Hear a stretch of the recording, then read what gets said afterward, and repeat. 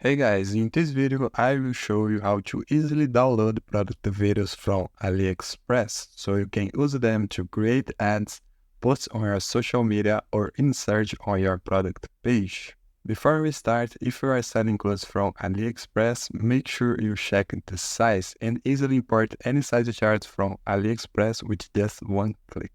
Just to let you know, I am using Chrome as my default browser, so I don't know if this works with other browsers. Okay, so I will choose one product, and on the product that has video on AliExpress, this play button will appear. You can just right click with your mouse. You will not click on the play button, you will click outside. So I will click over here and I will click on save video as.